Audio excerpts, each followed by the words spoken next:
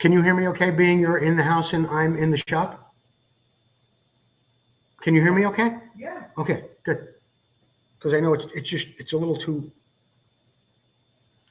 it's too hot. Anyway, tonight we have your viewer appreciation gift, which is the grips. Yeah. And a couple of weeks ago when we had trivia, the person didn't want, for whatever reason, I think they already bought or had the Discovering 6-Day book. So I was going to run trivia again tonight, and I'm still going to do that. While I have a book, which we'll give away a little bit later on in the month, Rich Clark wanted to, who's a show supporter. He's got a shirt. I want to thank him for that. He gave us a Marty Smith DVD. So we're going to be doing that for the trivia a little bit later. You know the answer to the trivia. Don't say it. Just nod your head. You know what it is. Okay, I have to start the show. Okay? I'm Jerry Maddox. And I'm Ryder Maddox in sunny California. And you're watching Vintage Motocross Q&A, hosted by Joe Abadi.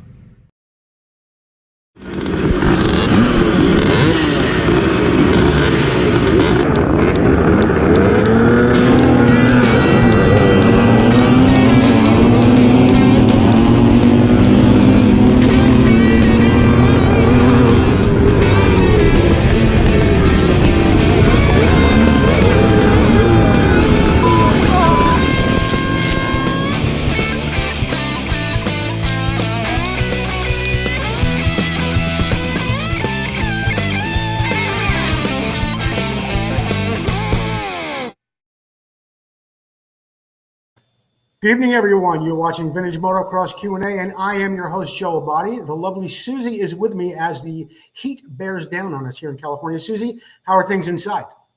Very cool. And comfortable. Pretty good, right? Yeah. Thank goodness for modern technology. Honey, we do have a listener appreciation gift to give away tonight. What will it be? It will be grips. Custom Pretty Products grips. Just like that? Yeah. All right. We got that going. So, yeah, that'll be happening a little bit later on. In the meantime, I want to thank our sponsors, Motion Pro Vidco, Preston Petty Products Replica, MotorcycleParts.com, Racer X, of course, my dear friend Mike Chamberlain, Full Circle Racing, and the International Motocross Museum. Our show supporters, Al Roof, Fred Hudgens, and of course, FastGuyStuff.com. Something interesting happened last week. We got a call from Keith Zyberg. Keith Zyberg says, I want to be a show supporter. I want to buy a shirt, and that was all good and well. Then he said to me, how big can you make Vintage Motocross Q&A stickers? Can you make them this big? Well, yeah, we can. We can make them even bigger than that. Thank you, Keith Zyberg, for buying those stickers, putting them on your van, and you out there now going from race to race and from bike show to bike show. I know you're a big mini bike aficionado, but thank you for putting our stickers on your trailer like that. Amsoil. Well, I'm just so used to saying Amsoil because I miss Russell Waters so much, Susie, and Amsoil products that I distinctly remember that they've been the first in synthetic oil since 1972, but that's not important right now. They are a huge sponsor of Clunker and Jerry Maddox, along with Butch, Olins, and so many more. We wish Jerry Maddox all the best as he goes out on the road in search of the third ARMA national title. Guess what we have now, folks? You can donate with PayPal. You can donate with PayPal. There is a link in the show description. You can go right there. Any amount is appreciated, no matter what it will be. And pretty soon, in fact, on the page tomorrow, you'll get this. What is this thing called, Susie? A QR code? Yes. There's a QR code over there. Oh, we're up to the minute on everything here at Vintage Motocross Q&A. So you will have a QR code. You'll be able to scan that. And at any time, any amount of any donation you want to make would be truly appreciated. Don't forget, keep sharing the show. Whether you're on Facebook or you are on YouTube, comment any name of our sponsors, and all of that always helps. We got the grip deal coming up a little bit later on, and don't forget, Terry Good has a special on International Motocross Museum posters, all 10 of them on sale right now at a huge discount. I think it's like 60% off. I have got a next time try this segment for you tonight that I think is going to come in pretty handy, whether you work on aluminum tanks, metal tanks, or you've got some graphics on some of your parts, like say plastic side panels, whatever it might be. I think you're going to get some valuable information in just 1 second. Here we go. Today, I want to talk to you about aluminum tanks, and particularly an aluminum tank like this. It could be a TT500 tank, a Yamaha XT500 tank, any tank that could be aluminum that may have a graphic on the side. Could be your BSA tanks, could be your Triumph tanks. What am I going to be telling you about? Sometimes you just have a graphic on the side of the tank and it's not clear coated. In this case, it is clear coated. This tank in particular does have some scratches on it, which I'm going to have to sand anyway. So I'm going to show you how I go about taking off that graphic, breaking the clear in order to get it all sanded, really nice and smooth, so you get a nice looking tank like this in the end. Let's get started. To begin with, I'm going to take some 180 grit sandpaper like this, and I'm going to begin to remove the graphic that's here. Yes, I could use paint stripper and strip the whole side of the tank and probably remove the graphic too. In fact, I'm certain I could, but I do have some nicks and scratches in here that I want to get out. It is going to take sanding to remove those. So I'm going to take a little bit more time to do it with the sandpaper.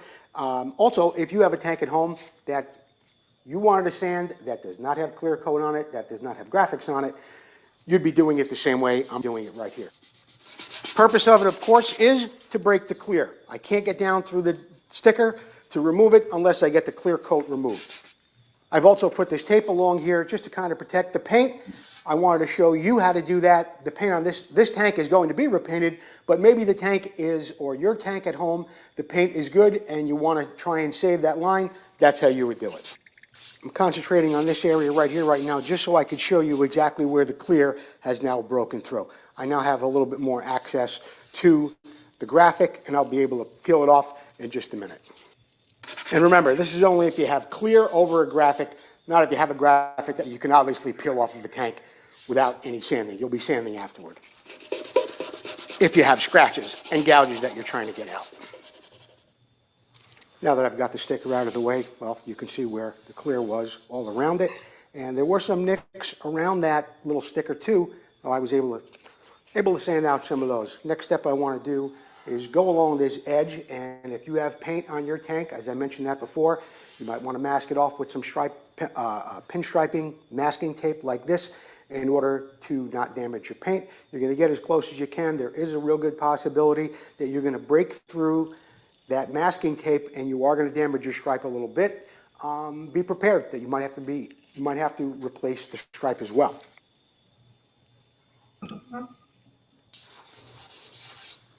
Okay, we're going to get back to sanding in just a minute, but there was something I wanted to bring to your attention. In an area like this, where you have, of course, the weld on the bottom of the tank, and then it gets close in here along that seam, along that weld, it can be difficult to get your finger in there with sandpaper and get it all sanded out. So what I'm going to do is I'm going to use a little paint stripper like this, let it work on the clear coat for a moment, then I'm going to remove it with some fine steel wool. The purpose of the steel wool is so I don't really change the integrity of the weld. The weld will look the same. If I get on that weld with a piece of sandpaper, it's going to smooth it all out and it's not going to look factory original, which is the way I want it to look. So let's get started with a little paint stripper. I like to use a little toothbrush like this, an old toothbrush, not my new toothbrush, of course, and let that stripper get to work in there a little. Okay, now that I've got the sticker removed, all the clear removed using 180 grit paper, and I've got my edge all cleaned up. I use a little paint stripper underneath there, as I showed you a little bit earlier. I'm going to follow up now with some 220 and then some 320, very fine paper, like you see right here, P-rated paper, and we'll keep going. So let's go on with the 220 right now, or 240 actually. And keep my hand nice and flat on the side of the tank as I sand it. Also, at this point, if a brushed finish was what you wanted, you could go with the 240, as I mentioned, not 220, 240, and then go to the 320, and you'd have a brushed finish. Here it is after sanding it down with the 320. It's got a beautiful finish on it, a brushed finish you'd find on most tanks. Looks really nice. We're going to go a little bit further on this. So what I'm going to do right now is I'm going to use some wet or dry 400 grit. Then I'm going to go to 600 grit as well. I'll have it wrapped around a little pad like this. It's like a sponge, but a little bit firmer. And I'll be able to sand the side of that tank. I like to use a little bit of a sponge thing like this, a little bit softer, because we have a contour to the tank. So let's just get started on that, and it covers a good portion of the tank too. Be sure to dip that paper in your water frequently. And yes, you're going to get the bottom too, just the way I'm doing it here. Make sure you get that. I'm going to continue on with this 400 grit paper for a couple of minutes here. Then I'm going to go on to the 600. Then I'm going to talk to you about polishing. Okay, we've got the tank all sanded down with 600 grit wet or dry sandpaper. If you're a professional polisher, you've known that some of the steps that I've taken here could be skipped as a professional polisher, but the advice I give here on the show many times is for the guy at home who wants to do it himself, who may not have the professional tools that you have. So that's sort of the purpose of this video. As I was saying, we went down to 600, and now we want to get this side to look like this side. How are we going to do that? We're going to take it out on the polishing wheel, and I'm going to give you a little brief tutorial on how to do that. Of course, before you polish, you got to remember, make sure you have safety glasses like I'm wearing right here, a good pair of gloves, and something else that everyone has in their artillery these days, of course, a good dust mask. Put it out to the polishing machine, and I'm going to give you a little idea of how we get that done.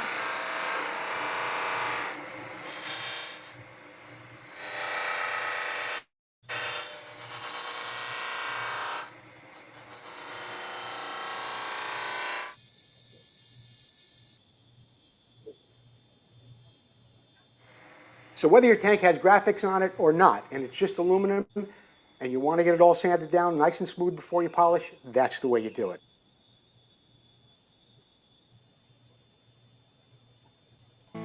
I am Heikki Mikkola. We will be right back. That was perfect, Heikki.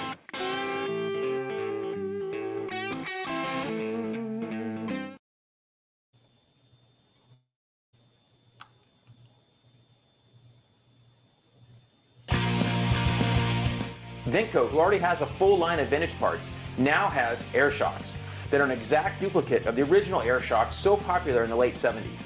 So whether you're looking to build a full racer or museum showpiece, these shocks will give you that incredible 70s look and improve your bike's performance. These new air shocks are fully rebuildable with Vinco rebuild kits, and all shocks are hand assembled in the USA with all new components. Every component is brand new. Just like the originals, our air shocks are adjustable with 2 chambers, high and low pressure, giving you tremendous flexibility for settings of your bike suspension. The Vinco air shocks come fully assembled and ready for installation. Just add air or nitrogen. The kits include the manual and spacers. Visit Vinco.com to check out the air shocks and all that Vinco has to offer to help you get back on track and to keep that ride going.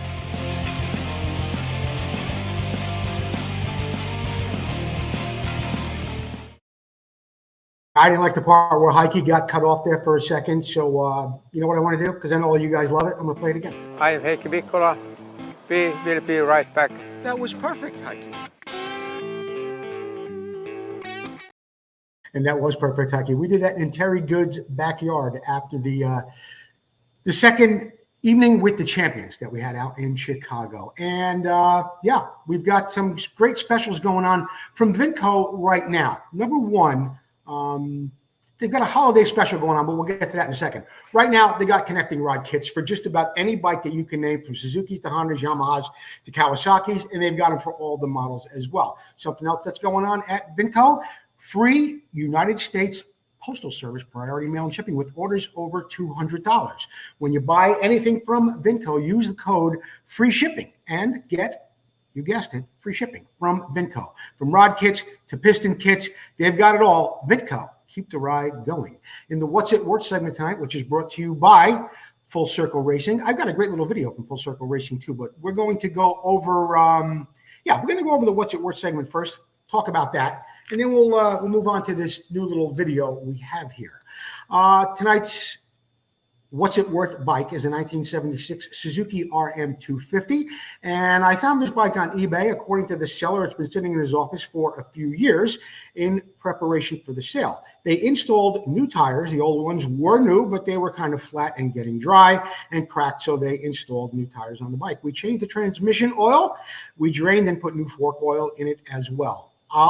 Obvious other items include new plastic, cables, and seat. Don't forget, guys, this is the segment of the show where we encourage you, the viewers at home, to guess how much you think this bike recently sold for. Now, I'm not a very good Kickstarter, according to the seller, but I did put a little fuel in the cylinder and it started right up. You may need to adjust the carburetor and or clean the carburetor. The bike ran good, and we put it back in my office. It also has a new air filter.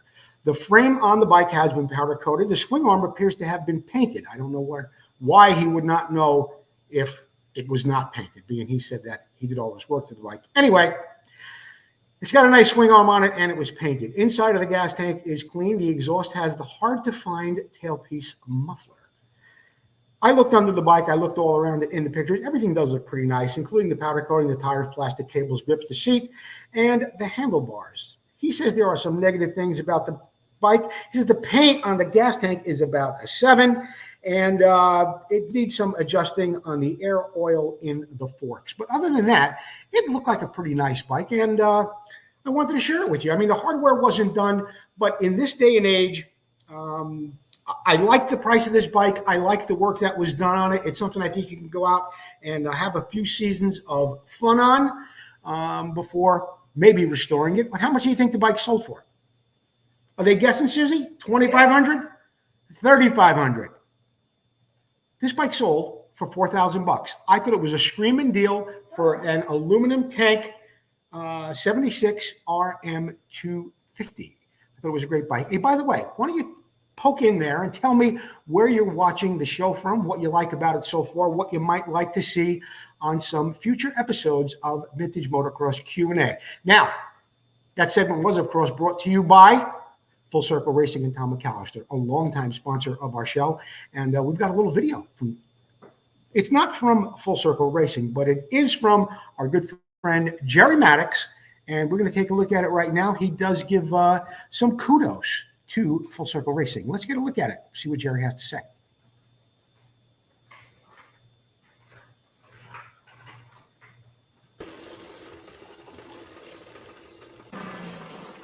I get asked often, what's the most important thing on Clunker? Answer simple, it's me. That's why I use Full Circle Racing wheels prepped by Tom McAllister. So should you. Watch this and learn why.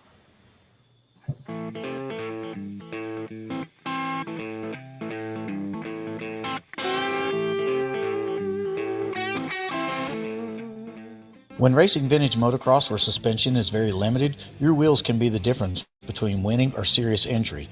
We chose to run Full Circle Racing wheels because of the super high quality materials and the heavy duty spokes used. Prepped by Tom McAllister, I have the confidence on the track to push way harder through the rough stuff and the bigger jumps, knowing my wheels are going to stay under me. Hey, Clunker may be 50 years old, but his wheels are brand new, and yours should be too. Call Tom McAllister at Full Circle Racing today.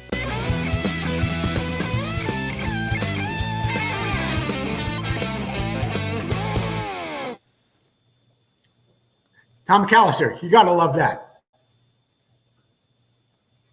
I think Jerry did a great job on that video, and good luck to him and Clunker as they go out there looking to win their 3rd national championship in the 125 expert class. Pretty tough out there. In the Here's the Problem segment tonight, we've got just one question, believe it or not, and that question happened to be sent in to us from our dear friend, Jeff Kokoski. And I like Jeff so much, I decided to add a picture of him. So everybody there will know that Jeff is I don't know if he drives Kokoski, it's KTM. Got a lot to do with the K's here. Anyway, Jeffrey asks, which is rare or more desirable, the 1976 YZ125C or the YZ125X? My buddy Ron and I are looking to restore one of them. Jeff's question actually was much more involved than that, but it was a good question, and it's a bike that's been near and dear to my heart for many years. Why? Because it was my first brand new bike and it was my first race bike. Here was a bike that we restored for the Legends and Heroes Tour for the late Mike Owens in 1976, YZ125C. But in answer to your question, Jeffrey, the 125X is a half-year model only bike. A lot of people look for that bike. It has a little bit more of collectability, maybe a little bit more value due to the air canister forks, the swing arm's a little bit longer, the chain guide's a little bit different. There are a couple little nuances on that bike, and it is truly a half-year only bike. The 125C on the West Coast came out early early in the race season in 1975. I didn't see one on the West Coast till August, but that bike had a little bit of a longer run.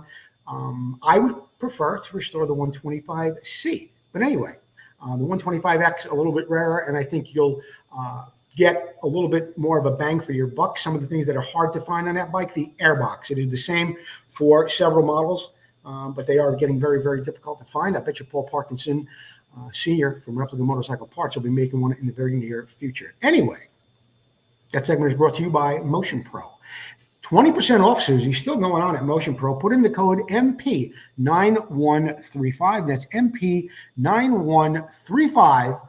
And you'll get a special 20% discount at Motion Pro. We are going to take one more commercial break because the segment that's coming up next is Did You Know? And that is by Jeff Kokoski. It's very, very interesting tonight. A little lengthy, but really. Hello, this is Donnie Hansen. You're watching Vintage Motocross Q&A, and we'll be right back. Motocross struck America, coming from Europe like a lightning bolt, striking the hearts and minds of people all across the country and the world. Battles of intense racing and cutting rivalries with loyalty to brands and heroes intensified as years of blood, sweat, and dirt flew through the minds of those memories of champions as they wrestled their machines through almost impossible tracks. But where are those past champions? And where are their bikes? Terry Good, an ex-pro motocross racer, has made it his life mission to honor these heroes and the bikes they rode to stardom.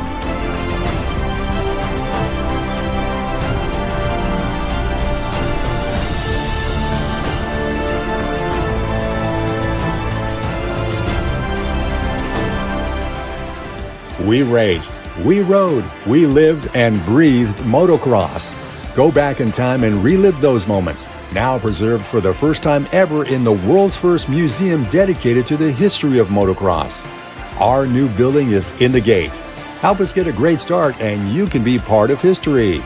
Go to internationalmotocrossmuseum.org and become a part of our team.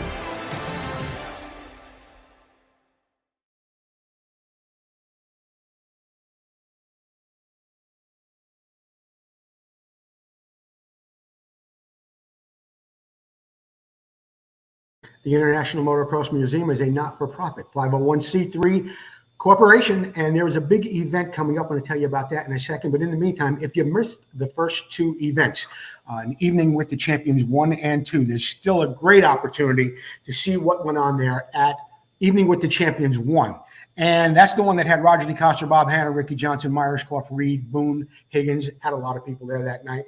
Get over to internationalmotocrossmuseum.org and get that little thumb drive, and you'll be able to see all the things that went on at Evening with the Champions 1. I was on the phone with Terry Good a little bit earlier today. We were discussing the donor event that's coming up.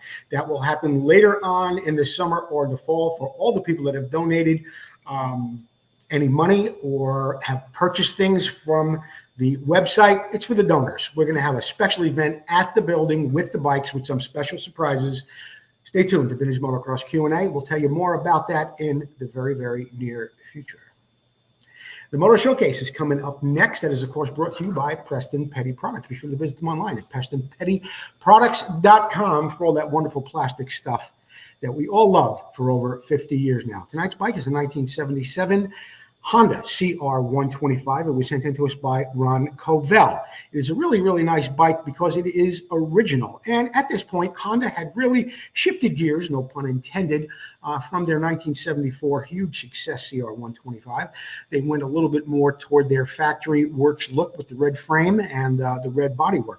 Ron says he bought this bike from the original owner about 8 years ago. It was never raced or abused. It's still original.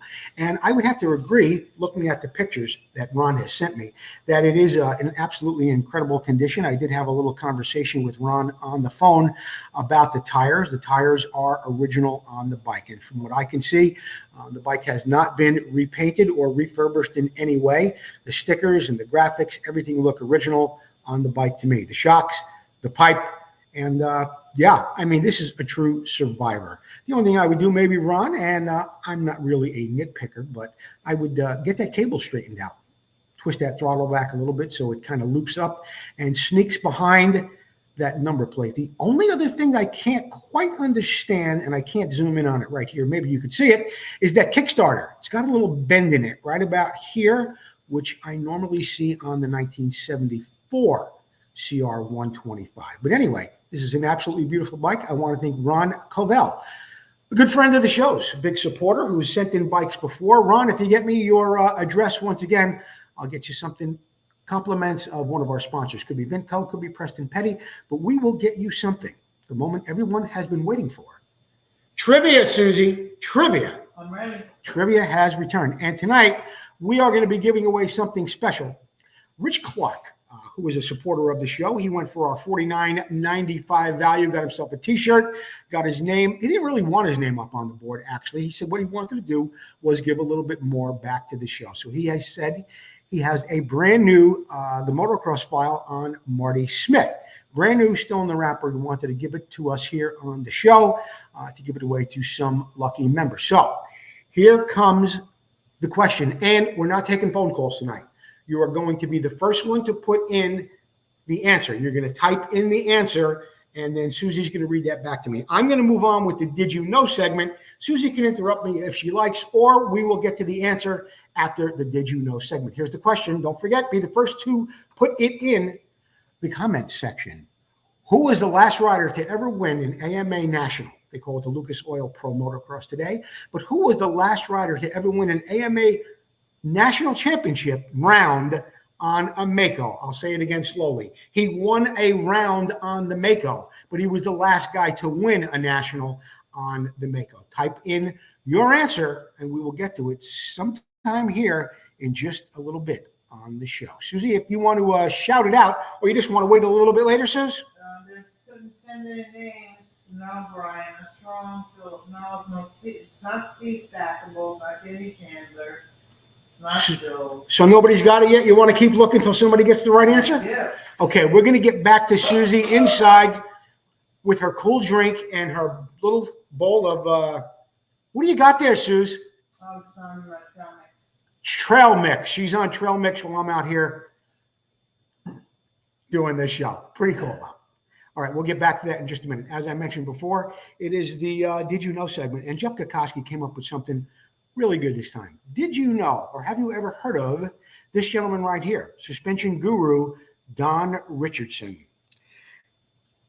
Did you know Don Richardson is the one who directly connected to Suzuki's full floater? Don grew up in the late 60s in Southern California, and he was heavily influenced by the muscle car era.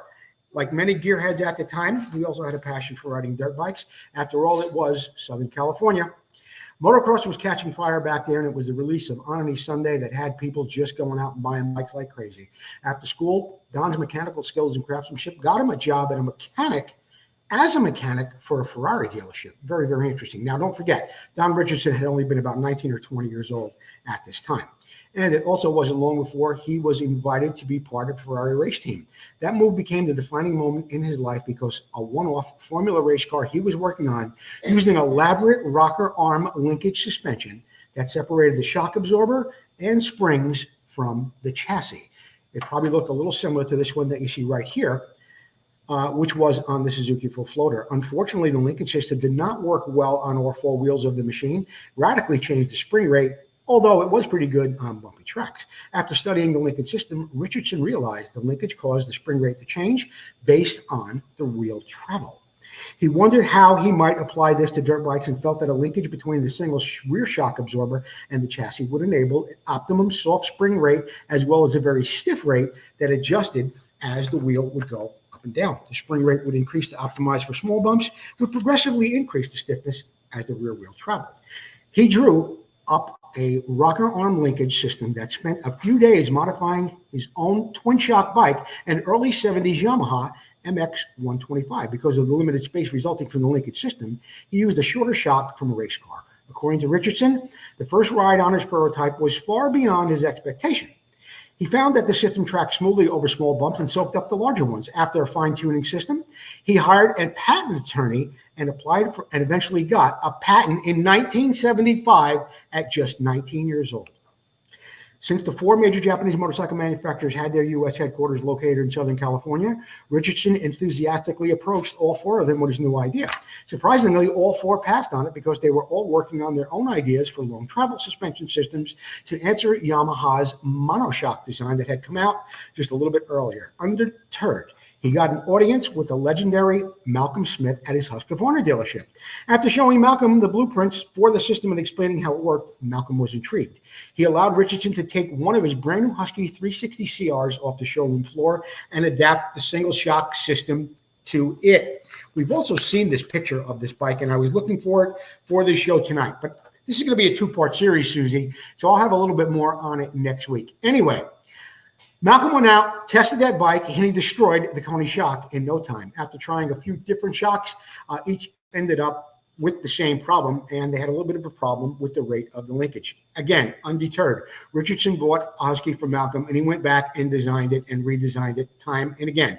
Coincidentally, the Husky factory team, along with world champion Ralph Timblin, was also doing some testing. Timblin noticed the Husky with an unusual rear suspension, and Richardson offered him an opportunity to ride a bike. When the Swedish champion came back in the pits, he rode straight over to the test engineers, told them how the handling was, that it was absolutely incredible, and that's exactly how he wanted his bike to be set up. There was some back and forth discussion with Richardson, but in the end, the Husky engineers amazingly also passed on the design. Richardson decided to try one more time with the Japanese factory bikes at Suzuki, but this time with the modified Husky version of it. After hearing Ralph Timblin what he felt about it, Suzuki, now interested in it, invited Richardson to bring the Husky to the track at Carlsbad. Surprisingly, when he showed up to Carlsbad, top Suzuki executives were there on hand to observe the latest production RMs that were about to be released. With Suzuki brass on hand, Suzuki test rider Bob Elliott took the modified Husky into the Carlsbad Blue Groove and mixed it up with the new RMs. The latest RMs could not get the same traction in and out of the corners as the Husky did. The rocker arm linkage system kept the rear wheel to the ground, and a bewildered Suzuki executives stood by in awe. Next week, we'll finish up the story of how Suzuki and Richardson got into an almost 10-year battle over the rights to the full floater design. I want to thank Jeff Kokoski for that segment. It is absolutely incredible. Wait till you hear about the lawsuit, everything that happened there. And at that time, 10 years from when Richardson was only 19, by the time he was 30 years old, he was worth about $50 million. Pays to be a kid in your garage with some hunger for change and mechanical devices. Think about how many years all of us sat out in our garage trying to change things and do things. And we didn't come up with something like that, but I bet you we came up with some doozies. Susie. Yeah, we have a winner. Do we have a winner? I will put Susie back on camera right now. Dogger, Phil Weiss. Who? Dogger. The dogger, Phil Weiss. Yeah. Who is it, Phil? It's Denny Schwartz. Denny Schwartz is the answer. You got it. That is true. Denny Schwartz was the Well, last. Actually, a couple people after he guessed it. Oh, yeah? Somebody else guessed it. Well, Denny Schwartz did win Red Bud, Michigan, AMA 560 National aboard a Mako on June 1st, 1980. He was the last rider to ever win an AMA National aboard Das Mako. Schwartz was to finish 8th that day in the AMA National Championships standing that year. There's a good picture of Denny. This is years later after kind of got involved with vintage racing, but there it is. Denny Schwartz and the Mako. All right. Suze, thank you for being on board with us here tonight at Vintage Motocross Q&A. And for all you do for us at the show. You want the viewer appreciation? You know what? I will take the viewer appreciation winner right now. And then we're going to move on with a couple of more segments of the show. And yeah, Suze, what do you got? I had Kurt Evans. Kurt Evans? Yeah. Kurt Evans, you are tonight's viewer appreciation winner. You will get a set of grips like this, compliments of Preston Petty products. Kurt Evans, get me your mailing address. I will get a hold of Paul Stannard, and I bet he's not home from Hodaka days just yet. I'll get a hold of Paul Stannard, and we'll get you a set of grips, compliments of PrestonPettyProducts.com. Thanks for playing along, Kurt Evans. Very, very talented artist as well. I think he's got a new book coming out, and I'm sure we'll get a copy of it here at the show. We'll talk more about it in the near future. What do we have coming up next, Sue? Oh, yeah. We have, Everybody's favorite segment of the show. This Week in Motocross History is brought to you by RacerX.com. 1977 American title hopeful Brad Lackey finally broke through to win his first 500cc Grand Prix of his career in Great Britain. Lackey, who hailed from Northern California, went 4-1 on his Works Honda to get his maiden win after 4.5 years on the FIM Motocross World Championship circuit. Suzuki's Garrett Wilson finished second overall with a 5-2 that day. That was really interesting that Brad won his first Grand Prix overall on the 4th of July in Great Britain. 1979, Marty Tripe scored the 250 win over Bob Hanna and Steve Wise at Redbud. In the 500 class, it was Danny Laporte taking the win despite not winning a moto. His 2-2 score beat out Rick Burgett's 1-5 and Mike Bell's 6-1. And we move on to 1985. Team Hondas. David Bailey won a U.S. Grand Prix for the second time in his career, this time the Carlsbad 500cc Grand Prix of Motocross. And there was quite a lineup of people that day. Talk about talent. I mean, you had Brock Glover in there, who went on to win that event several times, 5-time world champion George Jobet, but it was David Bailey who won that day. Over the past couple of weeks, we've lost some people here in the motocross family. Unfortunately, it is something that we deal with from time to time. I don't always mention it on the show, but this week I am going to mention it just a bit because they were legendary racers, pioneers of the sport. The first one, John Rice. John Rice, who of course in the 50s was a pioneer of motocross here at Southern California, where he raced scrambles back then, very famous for being out there on a Honda 350. He was of course here during that era of Preston Petty, Mary McGee, so many others that really cut their teeth and gave us our way down in Southern California. John Rice, we send our sincere condolences to Tammy Rice, her sister, and the Rice family. Also, Supermouth. Larry Huffman left us this week. Larry had been battling some foot infections that had infected his entire body really over the years. He did show up for the Hot Shoe Hall of Fame in Las Vegas. He, of course, was an announcer who had a way of speaking that I could only dream of. Here he is, got to be back in 1975, 76, in between Weinert and Gary Jones, and went on to call a lot of vintage races, too. Here he is, flanked by two people that do so much for the vintage motocross community, Debbie and Scott Burnworth. So, the checkered flag came out for Larry Huffman and John Rice. We will be right back with more Vintage Motocross Q&A after our word and a new video that we have from our friend, Paul Parkinson Sr.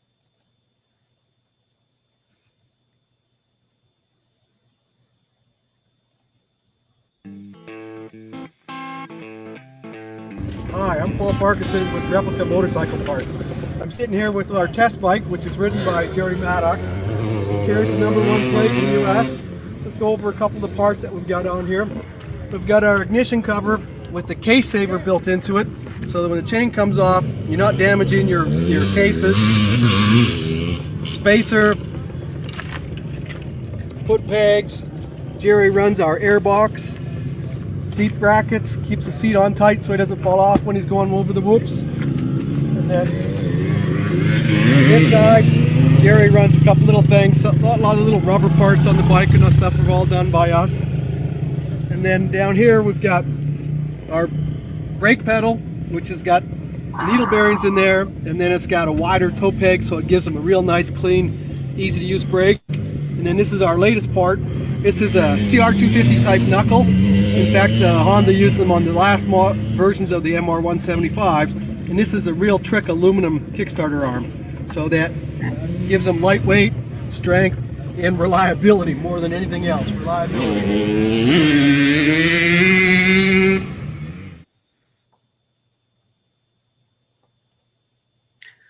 Paul Parkinson Sr., ReplicaMotorcycleParts.com. You know, I could sit here and I can show you things like this, like the gas cap. And there's the Kickstarter that Paul, as he was walking around the bike, showed you. Get over to ReplicaMotorcycleParts.com right after this show. Go over there. You saw all the parts that he made for Hondas. he makes a lot of parts for other bikes as well, even Carabellas, even some obscure stuff. He's going to have some incredible parts coming out in the very, very near future, including some trick cylinder heads, maybe even some cylinders. Gears are coming up, lay shafts, primary shafts. A lot of things are coming up from replicamotorcycleparts.com and Paul Parkinson Sr. I want to thank you, Paul, for being a sponsor of our show and for all you do for all the guys out there who race these old bikes and needed somebody just like you. Paul Parkinson Sr., replicamotorcycleparts.com. You heard me mention him before. He's been on a few commercials here on the show. If you see him out there on the Armor Circuit, say hello to Jerry Maddox. He's doing a great job out there. We've got T-shirts, hoodies. We've got them long sleeve, short sleeve. They come in gray, white, and black. In fact, they can come in any color you like. Get a hold of me and Susie, make them up hot off the press right here in the house for you. Price starting at just $20 all the way up to $60 for you larger gentlemen who need a 5X. Vintage Motocross Q&A sponsorship opportunities are available as well. And don't forget, we've got our supporter special. Just a couple of weeks ago, we had all those spaces available. We have none left for $49.95. I want to make bigger spots on the board for you to get your name up there. You'll get a shirt. You can be a continuous sponsor. You can give one time, but we want to show our appreciation for you, the people who really like to watch us here at Vintage Motocross Q&A. Got some races coming up August 10th and 11th. The Pomeroy Memorial Cup is coming up there in Titan, Washington. We've also got the WeatherTech Raceway Laguna Seca. This is an ARMA event in Salinas. This is really close to home for me too. July 19th and 21st. It is an ARMA event. There's a lot happening up there, including a bike show and all the ARMA classes, including the road race classes too, because it is at Laguna Seca. So they've got the road race classes. They've got the motocross classes, and I'm sure they have trials as well. And in the future, you know what? I still got one book, like I mentioned to you. So in the not too distant future, we're going to run trivia. I always say this is the last time, but it could very well be the last time we see trivia on the show until Keith Geisler maybe writes another book. Who knows? In the meantime, that wraps it up for us here at Vintage Motocross Q&A. Congratulations to our friend Kurt Evans and Dogger Phil Weiss. He was the winner of the grips tonight. Get me your addresses, both gentlemen, and we'll be sure to get in touch with Paul Stannard. And Paul Stannard. So one gets grips. They both get grips? No. Oh, no. One gets the Marty Smith. Dogger Phil Weiss gets the Marty Smith DVD. Kurt Evans gets the grips. Get me your addresses, guys, and I will get you the prize that you have won. In the meantime, that's it. I got to check out. Joe Abadi, thanks for watching the show. Don't forget to share it. Happy 4th of July. Be careful out there. Oh, I'll get him. Come on, Gene. Come on. You can get up here. Oh, wait. Okay, try that, Gene. Come on. There you go. Come here. You had to get him. There he is. Okay, that's it. Handball. We'll see you next time on Vintage Motocross Q&A.